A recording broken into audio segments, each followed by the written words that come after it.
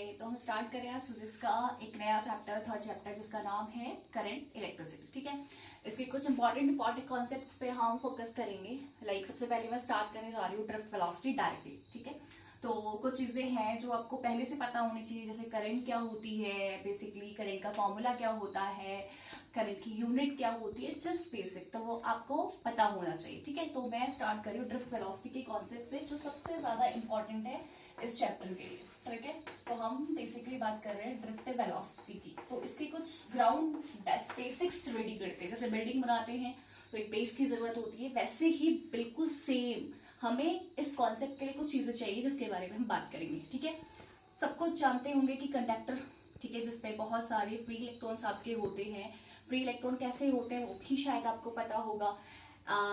जब आप किसी भी कंडक्टर को रूम टेम्परेचर पे देखते हैं तो उसे हीट मिलती है, एंड एट दिस टेम्परेचर उसके आउटर मोस्ट इलेक्ट्रॉन जो होते हैं वो फ्री स्टेट पे होते हैं। ठीक है, बहुत ज्यादा अमाउंट में कंडक्टर के पास क्या होते हैं, फ्री इलेक्ट्रॉन प्रेजेंट होते हैं। ठीक हो गया, तो देखिए अब दो चीजें हैं कि सबसे पहले नॉर्मली आपके पास एक कंडक्टर है, ठीक है, जिसे आपने टच किया। जब आप उसे टच करेंगे तो क्या आपको करंट लगेगा? नहीं लगेगा, ऑब्वियस सी बात है। क्यों नहीं लगा? जबकि चार्ज तो उस समय भी उसके पास है ना, फ्री इलेक्ट्रॉन्स हम कह रहे हैं प्रेजेंट है। तो आपका अगर इलेक्ट्रॉन प्रेजेंट है तो करंट क्या है? What is current? Flow of charges, यानी कि उसमें चार्ज फ्लो नहीं कर रहे, हो सकता है फ्लो नहीं कर रहे, तभी आपको करंट नहीं लग रहा। तो समझते हैं कि क्या चीज है। ठीक है, तो सपोज किसी कंडक्टर है, ठीक है, ये आपके पास कंडक्टर आपने लिया, ठीक है, इसमें बहुत सारे इलेक्ट्रॉन आपके प्रेजेंट है, बहुत सारे इलेक्ट्रॉन्स आपके प्रेजेंट है। सिंपल सी बात है, कैसे प्रेजेंट है आपको पता है। अब चलिए पहले स्टार्टिंग से बात करते हैं कि बहुत सारे जो इलेक्ट्रॉन्स है वो कैसे बने। एक आपका एटम था, एटम को हीट मिली, एनर्जी मिली, इलेक्ट्रॉन अलग हुआ, जो रेस्ट ऑफ द एटम है वो अलग हो गया, मतलब इसे बोलते हैं कर्नल। ठीक है, जिसपे आपका पॉजिटिव चार्ज प्रेजेंट है। तो पॉजिटिव वाला अलग, नेगेटिव वाला इलेक्ट्रॉन अलग, दो आपके पास सेपरेट हो गए। तो सपोज कीजिए कि ये दोनों आपके अलग अलग हो गए। ठीक हो गया, इलेक्ट्रॉन अलग हुआ तो पॉजिटिव चार्ज हुआ। इलेक्ट्रॉन जो है वो एक अलग जगह पे बन जाएगा, मतलब एक जगह इकट्ठा हो गया, और पॉजिटिव चार्ज जो है वो एक जगह इकट्ठा हो गया। मतलब कुछ इस तरीके से देखिए, ये बना, नेगेटिव यहाँ पे आपके एक्यूमुलेट हो गए, पॉजिटिव यहाँ पे आपके एक्यूमुलेट हो गए। तो इसने एक इलेक्ट्रिक फील्ड सेटअप कर दिया इनसाइड द आपका कंडक्टर। और ये कहानी कब की है? इलेक्ट्रिक फील्ड की डायरेक्शन पॉजिटिव टू नेगेटिव, ये कहानी कब की है? जब आपने एक्सटर्नल क्या अप्लाई किया है, एक इलेक्ट्रिक फील्ड अप्लाई किया है। एक्सटर्नली आपने एक इलेक्ट्रिक फील्ड अप्लाई किया, और due to this external electric field आपके जो इस कंडक्टर के अंदर एटम थे, इसमें से इलेक्ट्रॉन अलग हो गए, कर्नल्स अलग हो गए, दोनों ने एक सेपरेट इंडक्शन क्रिएट किया, और जिसकी वजह से एक इलेक्ट्रिक फील्ड इनसाइड में भी जनरेट हो गए। सबसे इंपॉर्टेंट बात यह है कि कंडक्टर है तो lots of induce charges are present. जितना बाहर एक्सटर्नल इलेक्ट्रिक फील्ड होगा उतना ही इलेक्ट्रिक फील्ड अंदर भी तो जनरेट होगा। सिंपल सी बात है। तो जो आपका एक्सटर्नल इलेक्ट्रिक फील्ड है वो इंटरनल की क्या होगा? बराबर होगा। And what about direction? बाहर वाला एक्सटर्नल फील्ड जो है वो इस डायरेक्शन में मैंने लगाया है, और इसकी वजह से जो अंदर आपका इंड्यूस्ड हुआ इलेक्ट्रिक फील्ड वो इस डायरेक्शन में जनरेट हुआ। ठीक हो गया, इलेक्ट्रिक फील्ड की डायरेक्शन पॉजिटिव टू नेगेटिव होती है। तो ऑब्वियसली बात है, जो इलेक्ट्रॉन है वो इस डायरेक्शन में आएंगे, यहाँ सेटअप हो जाएंगे, और जो पॉजिटिव चार्ज होंगे वो यहाँ सेटअप हो जाएंगे। तो ड्यू टू विच जो अंदर इलेक्ट्रिक फील्ड है वो इस डायरेक्शन में जनरेट होगा। ठीक हो गया, तो यानी कैंसिल आउट होके जो अंदर इंटरनल इलेक्ट्रिक फील्ड है वो जीरो हो जाएगा। ये तो हमें पता ही है, फर्स्ट चैप्टर में भी हमने शायद देखा होगा कि जो कंडक्टर के अंदर इनसाइड का इलेक्ट्रिक फील्ड है वो जीरो है। ठीक है, मतलब आपने इसको अभी कोई भी बैटरी नहीं दी है, सिर्फ एक एक्सटर्नल इलेक्ट्रिक फील्ड में आपने वायर को रख दिया। ठीक है, अब आपने उसे टच किया तो वो करंट आपको लगेगा ही नहीं। क्यों नहीं लगेगा? समझ में आ गया, क्योंकि उसके पास इतनी ताकत है कि बाहर से आपने जितनी ताकत से उसको फोर्स लगाया है, अपने इलेक्ट्रिक फील्ड लगाया है, उतनी ही पावर से वो अंदर भी इलेक्ट्रिक फील्ड जनरेट कर देता है, लेकिन अपोजिट डायरेक्शन में। ठीक हो गया, बिल्कुल बराबर की टक्कर है दोनों के बीच में। ठीक है, अब जब दोनों के बीच में बराबर की टक्कर है तो अंदर का इलेक्ट्रिक फील्ड तो खत्म। ठीक है, तो वो हो गया जीरो। अब बात करते हैं, अभी मैंने बैटरी इस पे नहीं लगाई है। ठीक हो गया, अच्छा इस कंडीशन में क्या होगा कि इलेक्ट्रॉन रुक जाएंगे क्या इसके अंदर इलेक्ट्रॉन मोशन नहीं कर रहे होंगे? क्या करंट कुछ बन नहीं रही होगी? क्या सोचते हैं, मतलब क्या हो रहा होगा? ठीक है, तो आंसर है कि इलेक्ट्रॉन तो मोशन कर ही रहे होंगे ना, क्योंकि उसको हीट मिल रही है, मतलब एट रूम टेम्परेचर वो थर्मल एनर्जी ले रहे हैं। तो due to this energy electron motion कर रहे हैं, क्योंकि देखो कोई थोड़े 10, 15, 20 इलेक्ट्रॉन नहीं प्रेजेंट है। समझ में आ रही है बात? 10 की पावर 29 इलेक्ट्रॉन्स प्रेजेंट होते पर मीटर क्यूब में। एक क्यूब अगर आप बनाए, ठीक है, 1 मीटर जिसकी आप डिस्टेंस ले लें, तो उसमें 10 की पावर 29 इलेक्ट्रॉन्स आर प्रेजेंट। ठीक हो गया। तो इतने सारे इलेक्ट्रॉन आपके पास है, तो वो मोशन कैसे नहीं करेंगे? मोशन तो करना ही करना है, स्टॉप नहीं होगा मोशन। ठीक हो गया। तो कैसे मोशन करेंगे आप देखते हैं। ठीक है, इसके अंदर जो इलेक्ट्रॉन है, मान लो वो इधर को मोशन कर रहा है, उसी टाइम एक इलेक्ट्रॉन दूसरा है वो यहाँ को मोशन कर रहा है, एक इलेक्ट्रॉन और है वो यहाँ मोशन कर रहा है, एक इलेक्ट्रॉन और है वो यहाँ मोशन कर रहा है। तो they are like randomly oriented. ठीक हो गया। जिगजैग जिगजैग जिगजैग, कोई इधर जा रहा है, कोई इधर जा रहा है, कोई इधर जा रहा है, कोई इधर जा रहा है। तो हर डायरेक्शन में मोशन हो रहा है, यानी कि थोड़ी थोड़ी करंट जो इलेक्ट्रॉन के फ्लो की वजह से बन रही है, वो इधर भी बन रही है, इधर भी बन रही है, इधर भी बन रही है, इधर भी बन रही है। कैंसिल आउट ईच अदर, सबके सब कैंसिल हो गए। और फाइनली जो आपका एक एवरेज जो मिलेगा हमें इसकी वेलोसिटी, वो कितनी मिल जाएगी? 0 मिल जाएगी ना, 0। ये सारे ओरिएंटेड है रैंडम डायरेक्शन में। कोई पर्टिकुलर डायरेक्शन में अगर ये चल रहा होता तो कुछ वैल्यू हमें मिलती, लेकिन यहाँ पे जो मोशन हो रहा है वो इधर इधर इधर इधर इधर हर एक डायरेक्शन में ये ओरिएंटेड है। Okay, so the velocity is 0, average velocity is 0। इसे हम रिप्रेजेंट करते हैं माना u से। तो u एवरेज जो आएगा इन सबके लिए वो क्या हो जाएगा? 0। ये कहानी अभी तक कैसी थी कि जब आपने कोई भी इलेक्ट्रिक फील्ड इसको नहीं दिया है, कुछ भी आपने इस पे अप्लाई नहीं किया है। ठीक हो गया। अब बात करते हैं, अच्छा एक चीज और, जैसे हमने इलेक्ट्रिक फील्ड अप्लाई करा, जैसे हमने इसके साथ बैटरी लगाई, तो क्या हो गया? हमारा ये पॉजिटिव टर्मिनल, ये नेगेटिव टर्मिनल इस तरह से ज्वाइन कर दिया। ठीक हो गया। एक बैटरी से मैंने इसको कनेक्ट कर दिया। जैसे बैटरी से कनेक्ट करेंगे तो ये नेगेटिव यहाँ आके न्यूट्रलाइज हो जाएंगे, ये गायब, ये पॉजिटिव यहाँ के ये न्यूट्रलाइज हो जाएंगे। यानी कि जो इलेक्ट्रिक फील्ड अंदर बन रहा था अब वो नहीं बनेगा, सिर्फ इस बैटरी का पोटेंशियल काम करेगा। करेगा या नहीं करेगा? ड्यू टू दिस पोटेंशियल आपके इलेक्ट्रॉन फ्लो करेंगे एक डायरेक्शन में फ्लो करना शुरू कर देंगे आपके इलेक्ट्रॉन। सिंपल। ठीक हो गया। इससे पहले की कहानी थी कि जो एवरेज वेलोसिटी थी इलेक्ट्रॉन्स की वो 0 थी। अब थोड़ा सा कहानी में ट्विस्ट आया, जैसे हमने बैटरी को लगाया तो इनसाइड का जो इलेक्ट्रिक फील्ड है वो गायब हो गया। ठीक हो गया ना। चलिए अब देखिए इसके बाद क्या होता है, थोड़ा सा समझिए कि ठीक है, ये हमने बैटरी से कनेक्ट कर दिया, ये हो गया। अब इलेक्ट्रॉन फ्लो करने लगेंगे। ठीक है, किस तरीके से फ्लो करने लगेंगे? इलेक्ट्रॉन जाएंगे पॉजिटिव टर्मिनल की ओर, तो इस तरीके से पूरा फ्लो होना शुरू होगा और इस पे करंट बनना स्टार्ट हो जाएगा। तो अब देखते हैं कि हुआ क्या। जब इलेक्ट्रॉन चल रहे थे, ठीक है, तो वो तो मोशन कर रहे हैं, एक्सेलरेशन होगा उसमें। ठीक है, तो एफ इक्वल्स टू हमें पता है क्या होता है? Yes, very good, ma। ठीक है, सो इस एक्सेलरेशन से आपके इलेक्ट्रॉन मूव कर रहे हैं। ठीक है, आपने इलेक्ट्रिक फील्ड में भी रखा हुआ है, और इलेक्ट्रिक फील्ड में जब हम इलेक्ट्रॉन्स को रखते हैं तो फर्स्ट चैप्टर में इलेक्ट्रोस्टैटिक्स में हमने पढ़ा था कि it feels some force in electric field, और वो फोर्स कितना होता है?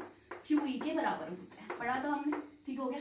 Q is a charge on electron, electron पे चार्ज E हम ले सकते हैं, तो इसे मैं F is equals to E represent कर सकती हूँ। ये दोनों फोर्सेस हैं, इस फोर्स की वजह से आपका इलेक्ट्रॉन एक्सेलरेट कर रहा है। So we just write down ma is equals to EE। Okay, तो a इज इक्वल्स टू आपका आ गया EE ओवर m। ठीक हो गया।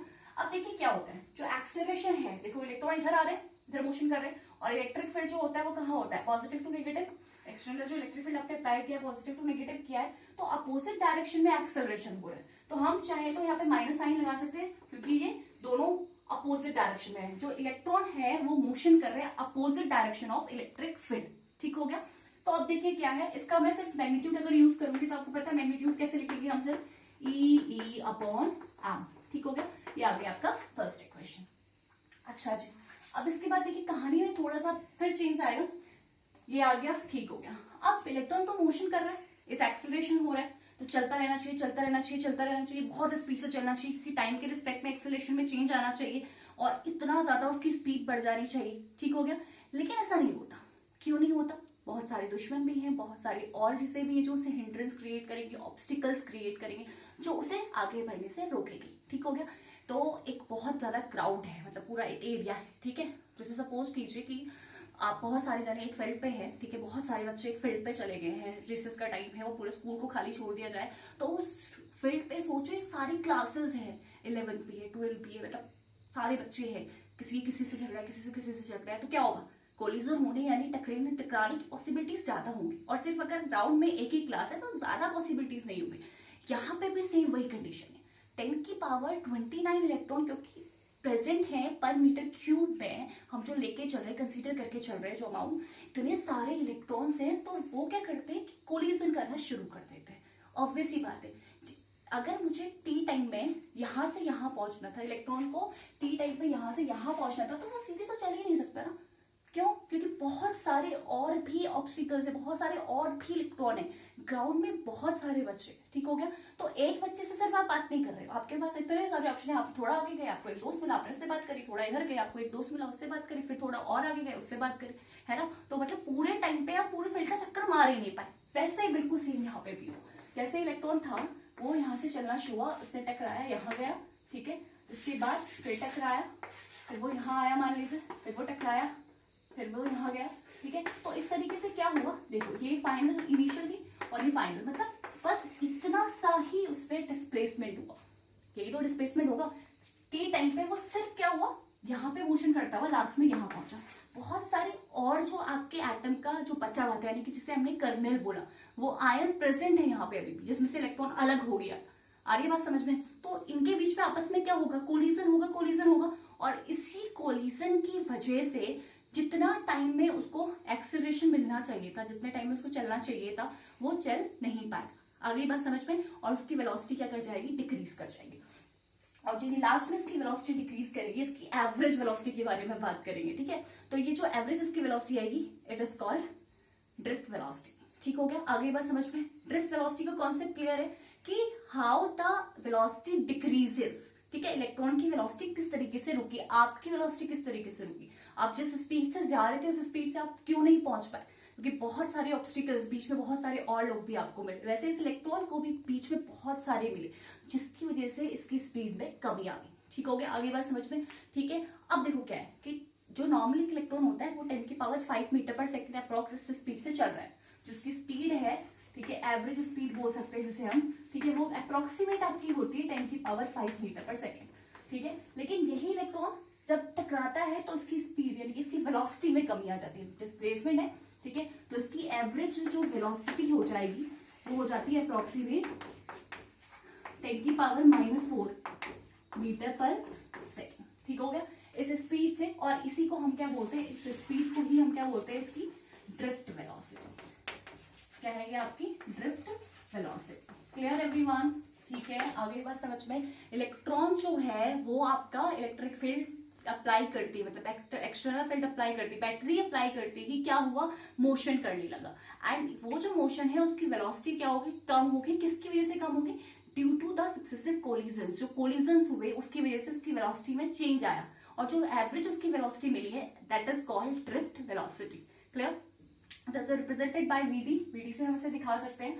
ड्रिफ्ट वेलोसिटी जो है किसी भी इलेक्ट्रॉन, ठीक है, इनिशियल एवरेज वेलोसिटी हमने मानी थी 0 है, ठीक हो गया। अच्छा, इसमें एक चीज और है जो मैं आपको बताती हूँ, जो मेंशन करती हूँ, वो है कि आपका जो इलेक्ट्रॉन है वो मोशन करता हुआ यहाँ गया, टकराया, फिर यहाँ गया, ठीक है। अब जैसे इससे टकराया, ठीक है, इससे इसकी टक्कर हुई, ठीक है, थोड़ी देर तक उसे और कोई नहीं मिला टकराने के लिए, बात करने के लिए आपको एक मिला, ठीक है, फिर थोड़ी देर आप चले, फिर आप दूसरे से बात करने लगे। लेकिन पहले आपने जिससे बात करी थी, दूसरे से जब आप बात कर रहे थे, उन दोनों के बीच का टाइम आपने रिलैक्स किया है, बिल्कुल कोई आपने किसी से बात नहीं करी, आप नॉर्मल थे, आप अकेले थे, आप बिल्कुल रिलैक्स थे।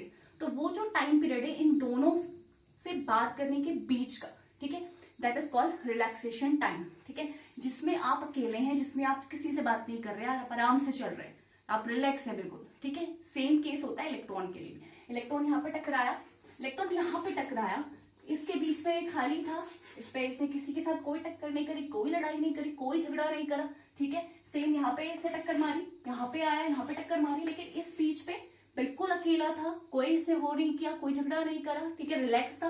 तो ये जो टाइम होगा इस कोलिजन्स के बीच का, इसे हम कहेंगे रिलैक्सेशन टाइम। कौन सा टाइम कहलाता है? Relaxation time. और जिसे हम रिप्रेजेंट करते हैं यहाँ पे टाउ से, ठीक है। अगर आपको टाउ को डिफाइन करना है तो how we define tau, it is a time period between two successive collisions. दो कोलिजन्स के बीच का जो टाइम पीरियड है it is called relaxation time. Path को भी हम कहा सकते हैं, वैसे यहाँ पे पाथ की ज्यादा जरूरत नहीं है, इसे फ्री पाथ भी कहा जाता है, मीन फ्री पाथ कहा जाता है इन दोनों के बीच का, जो डस्ट पाथ फ्री होता है फ्री पाथ कहा जाता है, ठीक है। लैम्डा से उसे रिप्रेजेंट करते हैं। ये हो गया tau, relaxation time. VD drift velocity जो फाइनली हमें मिलेगी, यू एवरेज 0 आ गया है, कैसे आ गया क्लियर है सबको। एक्सेलरेशन जो है it is equal to E upon M. तो अब इन सबका यूज करके एक हम डेरिवेशन करेंगे ड्रिफ्ट वेलोसिटी के लिए, ठीक हो गया।